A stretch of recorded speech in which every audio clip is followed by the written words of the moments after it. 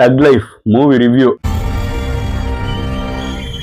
உண்மையாவே தக்கா இருந்துச்சான்னு பாத்துருவாங்க. ஸ்டோரி ஒன்றும் பெருசா இல்ல.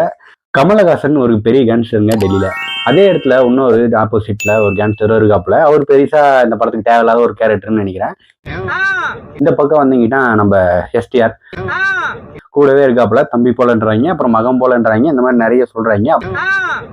ஒரு டைமுக்கு அப்புறம் நம்ம எஸ்டிஆர், நாசர், அப்புறம் கூட இருக்க ஜோஜோ ஜார்ஜ்ன்ட்டு மொத்த பேருமே ரிவால்ட் ஆகி கமலுக்கு எதிராக வேலை செய்ய ஆரம்பிச்சிடுறாங்க. அதுக்கப்புறம் கமலையே ஒரு இடத்துக்கு கூப்பிட்டு போய் தள்ளியும் விட்டுறாங்க.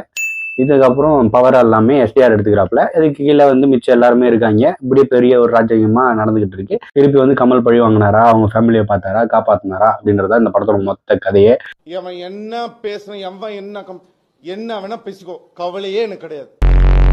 மற்றபடி டெக்னிக்கலா எப்படி இருந்துச்சுன்னு பார்த்துருவாங்க. சினிமாட்டோகிராஃபியா இருக்கட்டும், மியூசிக்கா இருக்கட்டும், இல்ல ஆர்ட் ஒர்க்கா இருக்கட்டும், இல்ல காஸ்டியூமா இருக்கட்டும், இது எல்லாமே சூப்பரா இருந்துச்சு எடிட்டிங்கை தவிர.